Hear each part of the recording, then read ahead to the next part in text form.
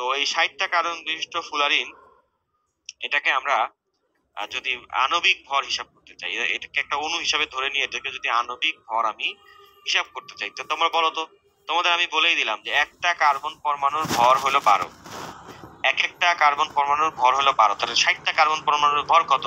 সবাই আমাদের চ্যাটে জানাও জানাও জানাও জানাও জানাও জানাও জানাও জানাও জানাও জানায়, তোমরা উড়াই দিছো, আমার খুবই ভালো লাগতেছে। সেটা হচ্ছে 720। ইয়েস, 6 12 72 না, তাহলে ওই যে একটা শূন্য আছে এই জন্য 72-এর পরেও শূন্য হবে, মানে 720। আণবিক ভর 720, এই কথাটা আমরা মনে রাখবো। এবং এখানে প্রত্যেকটি কার্বন কণা আরো 3টা কার্বন কণার সাথে যুক্ত হয়, আর একটা ইলেকট্রন খালি পড়ে অসংকরিত অবস্থায় থাকে, বুঝছো? তো এই জন্য এটা সংকরণটা হচ্ছে sp2 সংকরণ। sp2 সংকরণ, এই কথাটা একটু মাথায় রাখবো আমরা। এই জন্য এই প্রতিটা কার্বন কণা আর 3টা অরবিটাল দিয়ে 3টা কার্বনের সাথে যুক্ত থাকে। আরেকটা কার্বন তো 4টা ইলেকট্রন না, মানে 4টা হাত না, আরেকটা হাত এমনি ফাঁকা থাকে। Okay fine. এখন আসো যে কেন এরা এই ক্যাটিনেশন ক্ষমতায় সফল হওয়ার কারণ কি? ক্যাটিনেশন ক্ষমতায় সফল অন্য কেউ কেন হইতে পারতেছে না? অক্সিজেন কেন পারতেছে না? ওরও তো 2টা করে হাত আছে, তাই না? তো এর কারণ হচ্ছে যে ইলেকট্রন আসক্তি, মানে কার্বনের যে ইলেকট্রন আসক্তিটা আছে, এটা মাঝারি। কার্বনের ইলেকট্রন আসক্তি হচ্ছে মাঝারি, তার মানে সে একদম ক্যাটায়নও না, সে একদম অ্যানায়নও না, হ্যাঁ, সে মাঝারি অবস্থায় আছে। এই জন্য সে কখনো ইলেকট্রন সে নিতে পারে, কখনো একটু দিতেও পারে, শেয়ার করতে পারে, হ্যাঁ, অনেক রকমের অনেক রকম বন্ধন সে আসলে তৈরি করতে পারে। ইলেকট্রন আসক্তি এর মাঝারি মান, এই জিনিসটা তাকে অনেক হেল্প করছে। 2 নাম্বার হচ্ছে কার্বনের আকার, ক্ষুদ্র আকার। কার্বনের আকারটা কেমন ভাইয়া? খুবই ক্ষুদ্র। কত ক্ষুদ্র ভাইয়া? এই যে 0.077 ন্যানোমিটার, বা বলা যায় 77 পিকোমিটার। এই কথাটা একটু জেনে রাখলে। আর তড়িৎ ঋণাত্মকতার কথা তো একটু আগেও বলছিলাম যে কার্বনের তড়িৎ ঋণাত্মকতার মানটা খুব সুবিধাজনক, মাঝারি একটা মান, সেটা হচ্ছে 2.5। আরো একটা ফ্যাক্টর আছে, সেটা হচ্ছে কার্বনের উচ্চ বন্ধন শক্তি। কার্বন কার্বন যে একটা কার্বনের সাথে আরেকটা কার্বনের যে মহব্বত, মিল মহব্বত, ঠিক আছে, সেটা হচ্ছে উচ্চ বন্ধন শক্তি দিয়ে আবদ্ধ। এই উচ্চ বন্ধন শক্তির কারণেও তার গঠিত লম্বা লম্বা যৌগও কি করে? অনায়াসে দীর্ঘস্থায়ী হয়। অন্যরা এরকম যৌগ বানাইলে ওটা ভাঙ্গা যায়, সংসার ভেঙে যায়, বুঝছো? কিন্তু ওরা এরকম বানাইলেও দেখা যায় সংসার টিকে থাকে। এবং তোমরা কি জানো কার্বন কার্বন বন্ধন শক্তিটা কত? 347 কিলো জুল পার মোল। 347 কিলো জুল পার মোল, এটা একটু তুমি মাথায় রাখতে পারো। এবং তোমরা চ্যাটে অনেকেই জানাইছো, বাহ তুমি তো অনেক ভালো পড়াশোনা করছো, মাশাআল্লাহ, ভালো ছেলে মেয়ে। আচ্ছা, এখন আসো তাহলে এই পর্যন্ত আমরা কি কি পড়লাম? আমরা পড়লাম হচ্ছে জৈব যৌগ, জৈব যৌগের সংখ্যাধিক্যের কারণ, এবং এই কারণগুলো ছিল ক্যাপস, ক্যাটিনেশন ক্ষমতা, পলিমারকরণ এবং সমানুতা। আর ক্যাটিনেশন ক্ষমতা সফল হওয়ার কারণগুলো ছিল এইখানে যেগুলো বলেছি। কার্বনের ইলেকট্রন আসক্তির মানটা মাঝারি, তড়িৎ ঋণাত্মকতার মানটাও মাঝারি, এই জন্য অনেকের সাথে সে মিশতে পারছে। তারপরে এটার আকার ক্ষুদ্র, এই জন্য মানে অনেক ধরনের যৌগ তৈরি করা সম্ভব হয়েছে। এবং এদের হচ্ছে যে কার্বন কার্বন বন্ধন শক্তিটাও খুবই ভালো, উচ্চ শোষক শক্তি, এই জন্য এরা দীর্ঘ অবস্থায় দীর্ঘ শিকলকেও তোমার হচ্ছে অক্ষুণ্ণ রাখতে পেরেছে। তো আসো এবার আমরা জৈব যৌগ এবং অজৈব যৌগের যে পার্থক্যটি রয়েছে, এখান থেকে মেডিকেল ভর্তি পরীক্ষায় কয়েকবারই প্রশ্ন এসেছে, সেটা একটু আমরা দেখব। আচ্ছা, সামিয়া বলছে সিগমা বন্ধন থাকে তাই কি? হ্যাঁ, এই যে সিগমা বন্ধন, হ্যাঁ, কার্বন কার্বন সিগমা বন্ধনের বন্ধন শক্তিটাই এখানে দেওয়া আছে আর কি। হ্যাঁ, আচ্ছা, তো দেখো জৈব যৌগের পার্থক্য, এখান থেকে কয়েকটা পয়েন্ট খুব ইম্পর্টেন্ট। মোট কথা হচ্ছে এখানে তো কার্বন থাকতেই হবে, আর এখানে তো অন্য যে কোনো পরমাণু থাকতে পারে অজৈব যৌগে। আর জৈব যৌগে সবসময় সমযোজী বন্ধন হবে, অজৈব যৌগে অনেক ধরনের বন্ধনই হইতে পারে, যেটা তোমরা গত 2-3 ক্লাসে পড়ছো।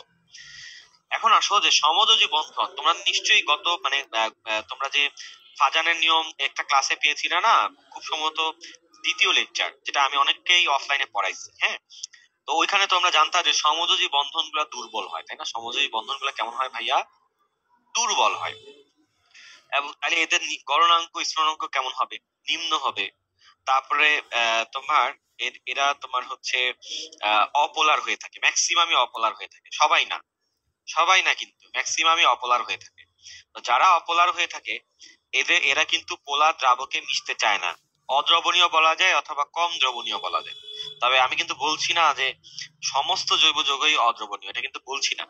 যেমন অনেক জৈব যৌগ আছে যারা পোলার, ওরা আবার ঠিকই মিশবে পানিতে, হ্যাঁ, যেমন মদ, সেফুদার মদ, ঠিক আছে।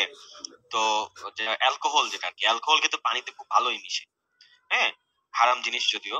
তো হচ্ছে যে ওরা হচ্ছে তোমার পোলার। তো অপোলার যদি হয় আর কি জৈব যৌগ, তাইলে তারা পানিতে অদ্রবণীয় হবে, এটাই বলা হয়েছে।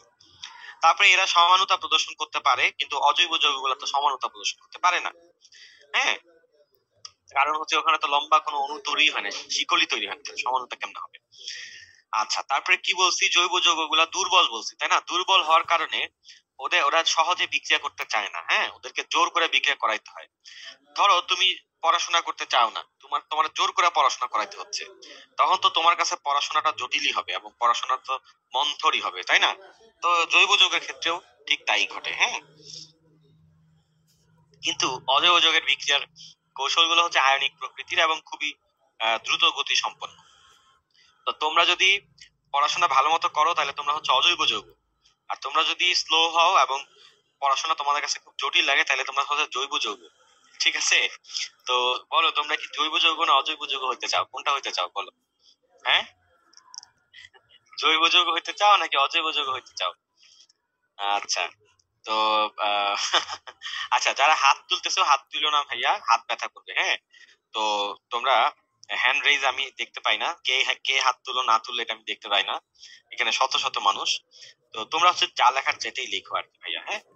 আচ্ছা, তো সবাই অনেকেই অর্গানিক হইতে চায়, যেহেতু 80 লক্ষ মানুষ অর্গানিক, সেজন্যই তারা অর্গানিক হইতে চায় ভাইয়া।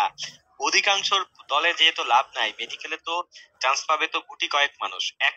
ধরো যে তোমার 1 লক্ষ পরীক্ষা দিবে, ওখান থেকে চান্স পাবে তো ভাইয়া 4350 জন, বুঝছো না?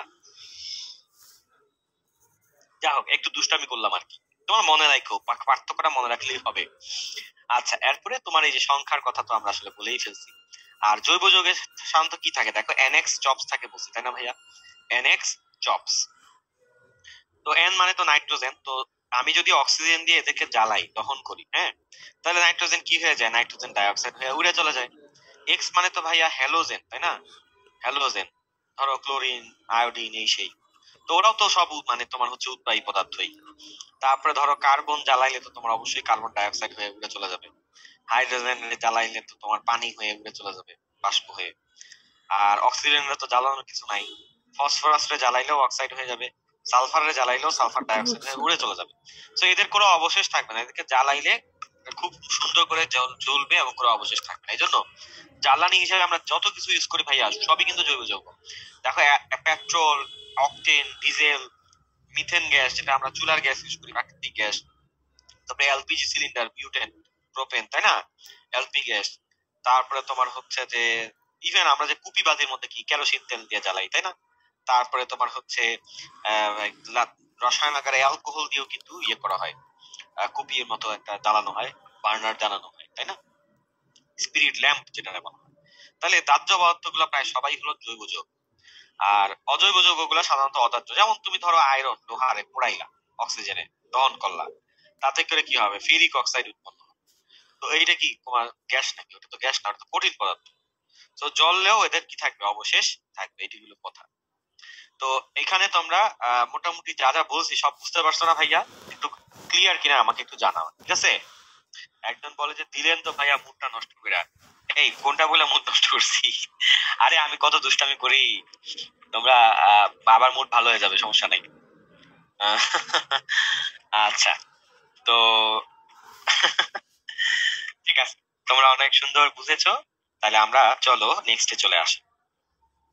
এবার আমরা পড়বো হচ্ছে জৈব যৌগের জৈব যৌগের